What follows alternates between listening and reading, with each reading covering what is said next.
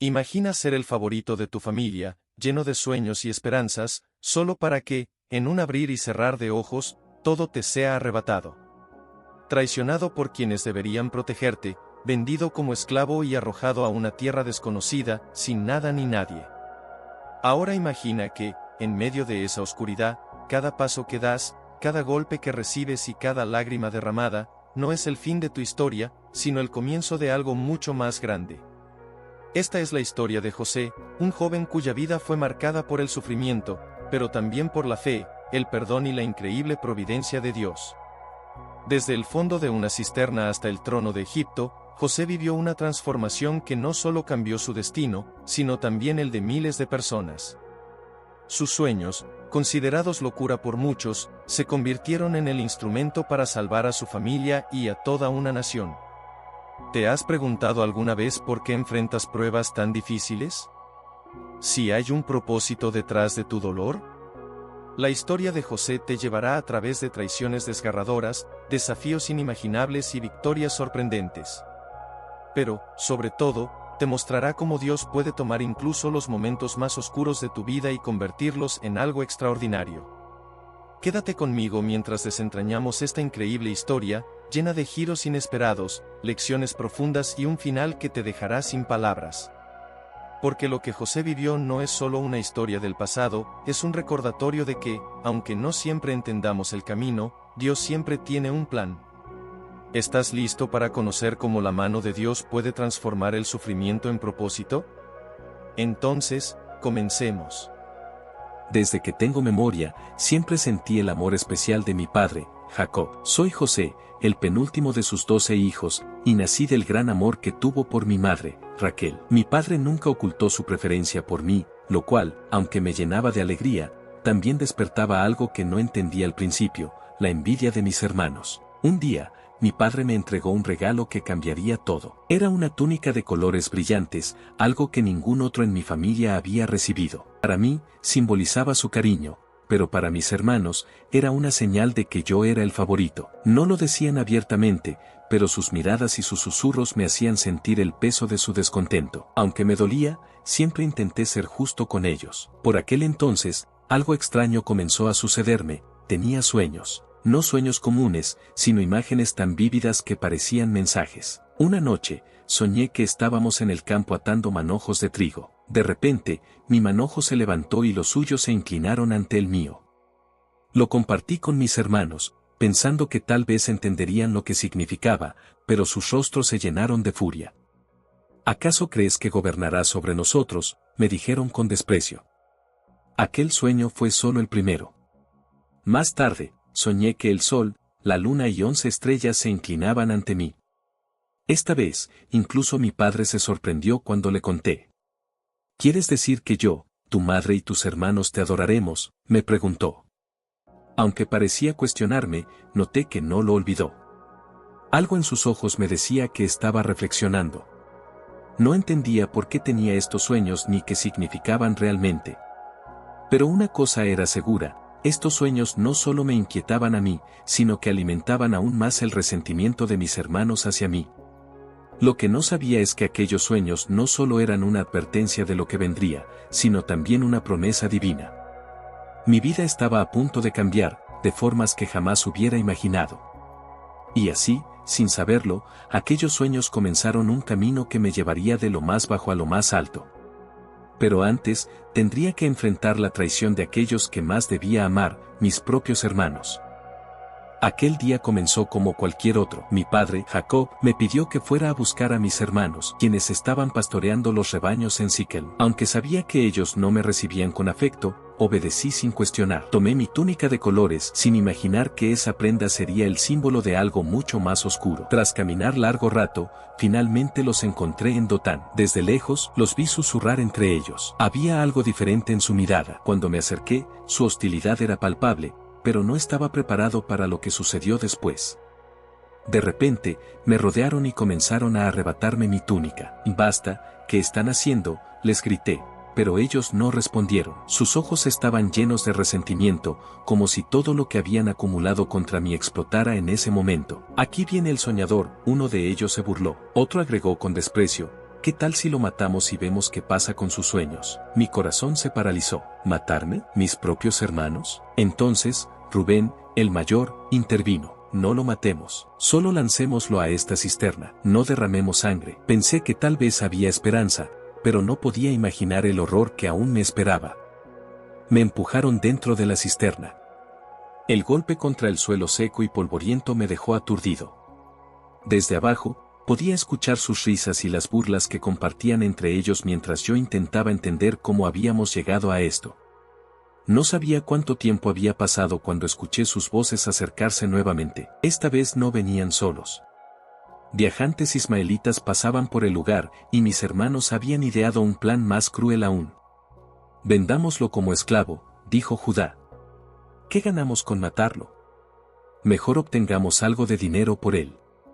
Antes de darme cuenta, me sacaron de la cisterna y me entregaron a los comerciantes a cambio de 20 piezas de plata. Mi propio destino se me escapaba de las manos. Mientras me alejaban, miré a mis hermanos por última vez, buscando alguna señal de remordimiento, pero solo vi frialdad en sus rostros. Aquel día, fui arrancado de mi hogar y vendido como mercancía. Mi túnica de colores, que había simbolizado el amor de mi padre, ahora estaba en manos de mis hermanos. La destrozaron y la empaparon con sangre de cabra para llevarla a mi padre, haciéndole creer que un animal salvaje me había devorado. Mi vida tal como la conocía había terminado. El camino que me aguardaba era incierto y doloroso, pero lo que no sabía era que este acto de traición sería el inicio de algo mucho más grande. Ahora, lejos de mi hogar y mi familia, comenzaba mi viaje hacia Egipto, donde mi fe y mi carácter serían puestos a prueba como nunca antes. Mis manos estaban atadas, y mis pies caminaban sobre el árido suelo del desierto, guiado por extraños que no entendían mi lengua. Todo había cambiado en un abrir y cerrar de ojos. Era difícil aceptar que mis propios hermanos me habían vendido como esclavo, como si no fuera más que una carga para ellos. Sentí una mezcla de tristeza, rabia y desesperación. ¿Por qué me había pasado esto? ¿Acaso había hecho algo tan terrible como para merecer este destino?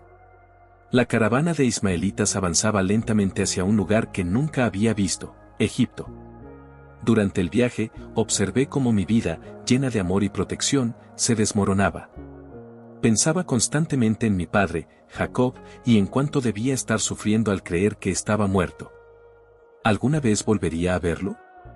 La esperanza era lo único que me mantenía en pie. Cuando llegamos a Egipto, el bullicio del mercado me abrumó.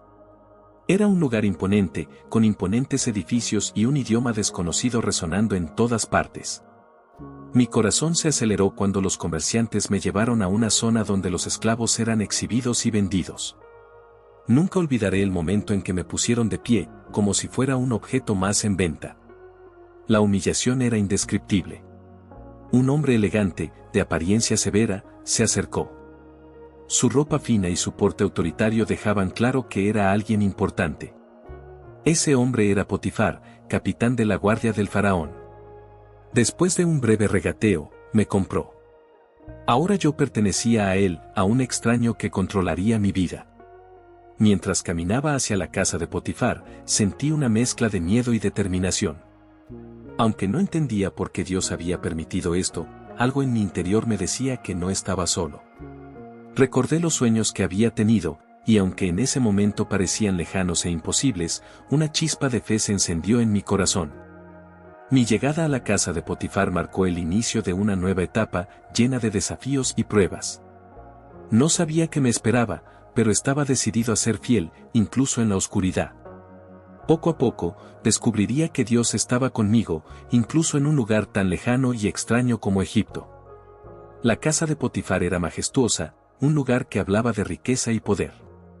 Pero para mí, al principio, solo era un recordatorio de mi condición, un esclavo en una tierra extranjera. Sin embargo, decidí que no permitiría que la desesperación me venciera. Recordé algo que mi padre siempre me decía: confía en el Señor, incluso cuando no entiendas sus caminos. Y eso hice. Potifar era un hombre exigente, pero también justo. Comencé mi servicio haciendo tareas menores, siempre buscando dar lo mejor de mí. Con el tiempo, Potifar notó mi dedicación y algo más, veía que todo lo que hacía prosperaba. No era mi habilidad, sino la mano de Dios obrando en mi vida. Potifar empezó a confiar en mí, asignándome más responsabilidades, y poco a poco fui ascendiendo. Al cabo de un tiempo, me puso a cargo de toda su casa. Desde la gestión de sus bienes hasta la supervisión de otros sirvientes, todo estaba bajo mi cuidado. Incluso él no se preocupaba por nada más que por su comida. Era un honor inesperado, pero también una gran responsabilidad. Sentí que, aunque estaba lejos de mi hogar y de mi familia, Dios estaba conmigo, guiándome incluso en esta situación tan adversa. Sin embargo, mi vida en la casa de Potifar no estuvo exenta de dificultades. La esposa de Potifar comenzó a fijarse en mí. Era insistente y no ocultaba su intención de seducirme. Día tras día intentaba convencerme, pero yo me mantenía firme. No podía traicionar a mi amo, quien había confiado en mí, y mucho menos podía pecar contra Dios. Un día, mientras estaba solo en la casa, ella aprovechó la oportunidad para acercarse más agresivamente. Me tomó del manto y me pidió que me quedara con ella. Pero yo sabía que mi integridad valía más que cualquier comodidad temporal. Solté mi manto y corrí fuera de la casa, dejando la prenda en sus manos. Aquella decisión, aunque correcta, tuvo un alto precio. Lleno de ira y humillación, ella decidió vengarse. Inventó una mentira, acusándome falsamente de intentar abusar de ella. Cuando Potifar escuchó su versión de los hechos, su rostro se tornó de furia. Sin embargo, algo en su mirada me dijo que dudaba de lo que ella decía, pero su posición y el escándalo lo obligaron a actuar. Así, fui llevado a prisión, acusado injustamente por un crimen que no cometí. Mientras me llevaban, sentí que mi mundo se derrumbaba una vez más. Pero incluso en esa situación tan oscura, decidí aferrarme a la única certeza que tenía: Dios estaba conmigo, y su propósito en mi vida aún no había terminado. Lo que no sabía era que, incluso desde una celda, el plan divino seguía avanzando. Cuando las puertas de la prisión se cerraron detrás de mí, el sonido del hierro resonó como un eco de mi propio corazón roto. Estaba allí, atrapado por un crimen que no cometí, abandonado a la oscuridad y al frío de una celda. Me sentí traicionado por la vida misma. Había servido con lealtad en la casa de Potifar, y aún así, estaba pagando por algo que no hice. Pero incluso en esa profunda oscuridad, algo dentro de mí se negaba a rendirse. Recordé las promesas de mis sueños. Tal vez, solo tal vez, Dios seguía conmigo. Los días en prisión eran duros, pero pronto me di cuenta de que no estaba solo. El jefe de la prisión comenzó a notar algo diferente en mí. A pesar de mi situación, intenté mantener una actitud de servicio y fidelidad, como lo había hecho en la casa de Potifar. Vi a otros prisioneros llenos de desesperanza y tristeza, pero yo decidí no permitir que la amargura me consumiera. No entendía el plan de Dios, pero sabía que Él tenía un propósito incluso en este lugar. Con el tiempo, el jefe de la prisión confió en mí, como lo había hecho Potifar. Me puso a cargo de otros prisioneros y de las tareas dentro de la cárcel. Era extraño, pero una vez más, vi cómo la mano de Dios estaba conmigo, incluso en un lugar tan sombrío como aquel. Todo lo que hacía prosperaba, y aunque seguía siendo prisionero, tenía una pequeña chispa de esperanza en mi corazón. Un día, llegaron dos nuevos prisioneros, el copero y el panadero del faraón. Ambos habían caído en desgracia, y compartían la misma angustia que yo sentía al llegar. Una noche, ambos tuvieron sueños extraños y estaban visiblemente perturbados. Al ver su preocupación, me acerqué y les dije: ¿por qué están tan tristes hoy? ¿No saben que las interpretaciones pertenecen a Dios? Cuéntenme sus sueños. El copero fue el primero en hablar. Me contó sobre una vid con 3 ramas que florecieron y dieron uvas. Las exprimió en la copa del faraón y se la presentó. Al escuchar su relato, Dios me dio la interpretación: las 3 ramas representaban 3 días, y en ese tiempo sería restituido a su puesto como copero del faraón. Luego, el panadero compartió su sueño. Había 3 canastas de pan sobre su cabeza, pero las aves venían y comían de ellas. Su sueño era más oscuro. Le dije que las 3 canastas también representaban 3 días, pero que su destino sería trágico, sería ejecutado. 3 días después, exactamente como Dios me había revelado, ambos sueños se cumplieron. Antes de que el copero saliera, le pedí, por favor, cuando estés delante del faraón, acuérdate de mí. Háblale de mi caso, porque fui llevado aquí injustamente. Él asintió, pero no sabía que pasaría mucho tiempo antes de que se acordara de mí.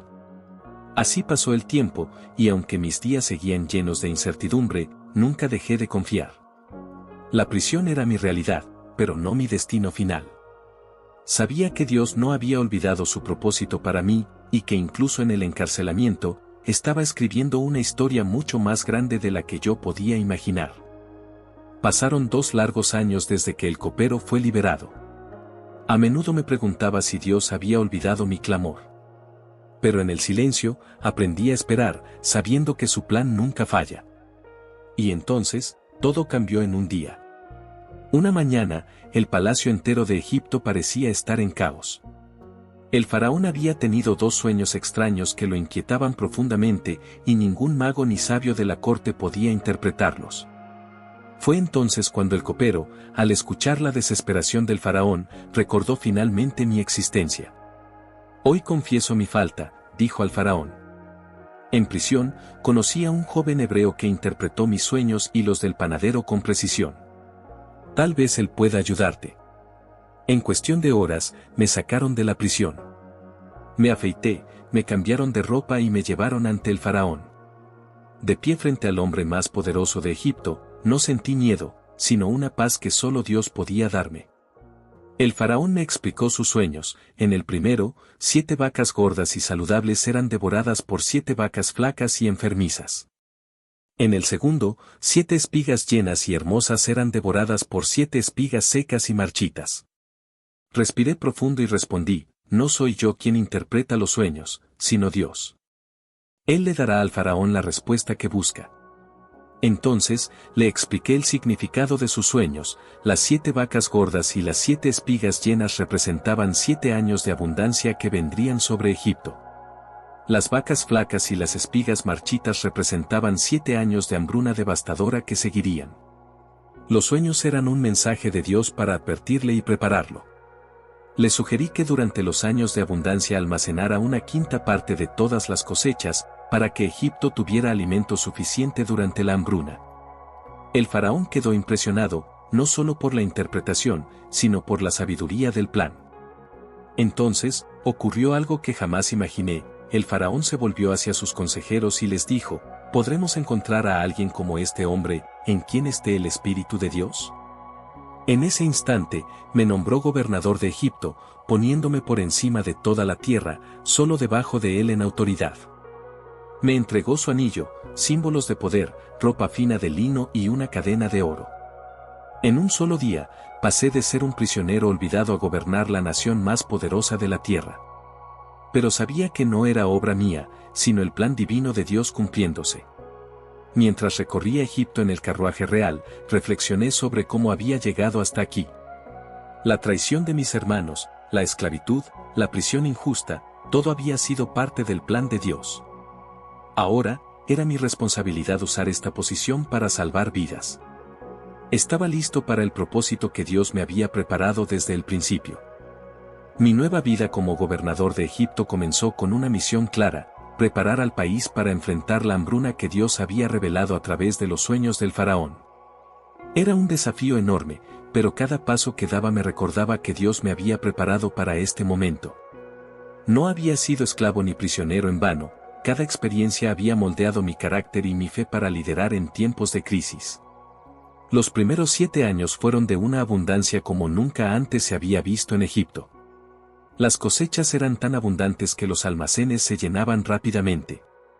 Implementé un sistema en el que se recolectaba una quinta parte de toda la producción durante esos años.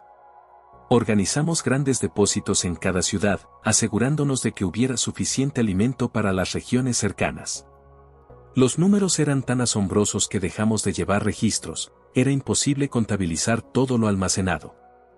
A medida que los graneros se llenaban, me daba cuenta de que Dios no solo estaba bendiciendo a Egipto, sino que también estaba usando este tiempo de prosperidad para cumplir sus planes.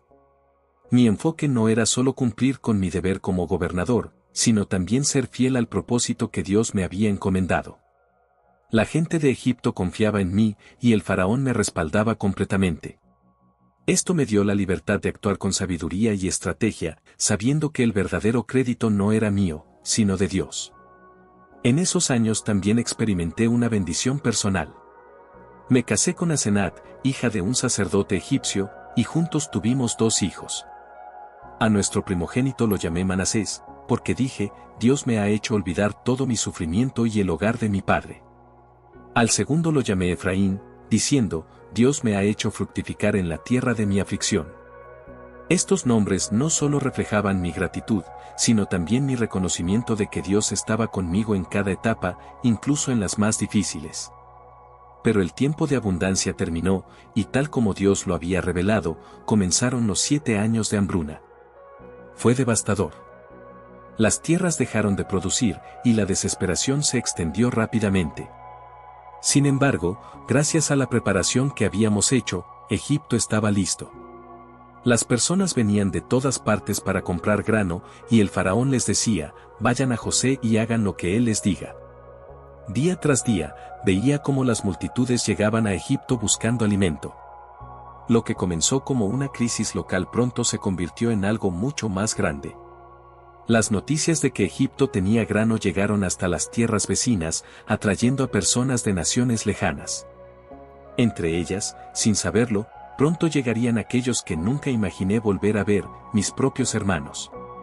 Mientras ayudaba a Egipto y al mundo a sobrevivir a la hambruna, no podía evitar reflexionar sobre el plan de Dios. Lo que había comenzado como años de sufrimiento y pruebas ahora se transformaba en años de provisión y propósito. Sabía que la historia aún no había terminado, pero confiaba en que cada paso estaba guiado por su mano soberana. El hambre no conocía fronteras, y pronto las noticias llegaron a Canaán. Mi padre, Jacob, envió a mis hermanos a Egipto en busca de grano, sin saber que el hombre a quien tendrían que enfrentar era yo, su hermano al que habían vendido como esclavo años atrás. Cuando los vi llegar entre la multitud, mi corazón se detuvo. Allí estaban, los mismos rostros que había visto por última vez llenos de odio y traición. Ellos no me reconocieron, pero yo a ellos sí, de inmediato. Me debatí entre la alegría y el dolor. No podía revelar mi identidad tan pronto, no sin antes entender si habían cambiado. Decidí probarlos, para ver si los mismos hombres que me habían vendido habían aprendido algo de compasión y arrepentimiento. Con una voz firme y autoritaria, les dije, ustedes son espías. Han venido a ver las partes vulnerables de nuestra tierra. Negaron la acusación con insistencia y me contaron sobre su familia. Mencionaron a mi padre, Jacob, y a Benjamín, mi hermano menor, quien había quedado en casa.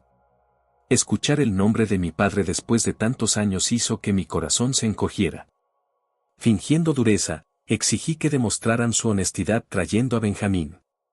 Retuve a Simeón como garantía y les ordené regresar a Canaán con el grano que habían venido a comprar. Cuando volvieron con Benjamín, apenas pude contener mis emociones. Había pasado tanto tiempo desde que vi a mi hermano menor. Pero mi plan aún no estaba completo. Preparé otra prueba, ordené que se colocara mi copa de plata en el saco de Benjamín y luego los acusé de robo. Cuando los guardias los alcanzaron y descubrieron la copa, los trajeron de regreso ante mí. Esperaba ver si protegerían a Benjamín o lo abandonarían como me habían abandonado a mí. Pero esta vez, algo fue diferente. Judá, quien antes había sugerido que me vendieran, se adelantó y ofreció su vida a cambio de la libertad de Benjamín. Sus palabras estuvieron llenas de arrepentimiento y amor por nuestro padre. En ese momento, me di cuenta de que mis hermanos habían cambiado. No pude contenerme más. Mandé a todos los egipcios fuera de la sala y, entre lágrimas, les dije, soy José, su hermano, a quien vendieron como esclavo. Pero no se angustien ni se culpen por haberme vendido, porque Dios me envió antes que ustedes para salvar vidas. Mis palabras rompieron la tensión, y el silencio fue reemplazado por llantos y abrazos. Por primera vez en años, sentí el calor de mi familia. Los llevé a mi casa, los alimenté y les conté todo lo que me había sucedido. Les expliqué cómo Dios había transformado su traición en un plan para salvar no solo a Egipto, sino también a nuestra familia. Y así, los envié de regreso a Canaán con un mensaje para mi padre: dile que José está vivo, que es gobernador de Egipto, y que venga aquí con toda su familia. El reencuentro con mis hermanos marcó un momento de sanación y restauración. Dios no solo había permitido que nuestras vidas fueran preservadas, sino que también había restaurado el amor entre nosotros. Pero aún faltaba un último reencuentro: ver a mi padre una vez más. El día que finalmente vi a mi padre, Jacob, fue uno de los momentos más emotivos de mi vida. Cuando llegó a Egipto con mi familia, me lancé hacia él y lo abracé con todas mis fuerzas. Los años de separación, el dolor y las dudas desaparecieron en ese instante. Entre lágrimas, le dije: Padre, soy yo, José. Dios me ha sostenido, y ahora estamos juntos nuevamente. Ver su rostro lleno de alegría y asombro fue un regalo que nunca olvidaré. Mi padre y toda mi familia se establecieron en la región de Gosén, una tierra fértil que el faraón nos otorgó para que pudiéramos prosperar durante los años de hambruna. Aunque Egipto atravesaba tiempos difíciles, Dios nos bendijo con provisión y paz. Por primera vez en mucho tiempo, estábamos unidos como familia. Sin embargo, la reconciliación no terminó ahí. Después de la muerte de mi padre, mis hermanos comenzaron a temer que pudiera tomar venganza por lo que me habían hecho. Se acercaron a mí, temerosos, y me suplicaron perdón. Al ver su angustia, mi corazón se llenó de compasión. Les dije: no tengan miedo. ¿Acaso estoy yo en el lugar de Dios? Lo que ustedes pensaron para mal, Dios lo encaminó para bien, para salvar la vida de muchas personas, como sucede hoy. Fue en ese momento que entendí completamente el propósito de todo lo que había vivido. Cada traición, cada prueba y cada sufrimiento habían sido parte del plan divino para llevarme hasta este lugar, no por mi propio beneficio, sino para cumplir un propósito mayor: preservar la vida de mi familia y de muchas naciones. Pasé el resto de mi vida sirviendo como gobernador de Egipto, viendo cómo mi familia crecía y prosperaba en la tierra de Gosén. Cuando mi final se acercó, llamé a mis hermanos y les recordé la promesa de Dios, que algún día nos llevaría de regreso a la tierra que le había prometido a Abraham, Isaac y Jacob. Les pedí que, cuando ese día llegara, llevaran mis huesos con ellos. Mi legado no fue el poder ni la riqueza que tuve en Egipto, sino la fe en un Dios que nunca falla. Él transforma el dolor en propósito, el sufrimiento en salvación y las pruebas en testimonios. Mi historia no es solo la de un hombre traicionado y redimido, es la historia de la fidelidad de Dios, quien siempre cumple sus promesas. Y así, hasta el último de mis días, di gracias a Dios, sabiendo que todo había valido la pena.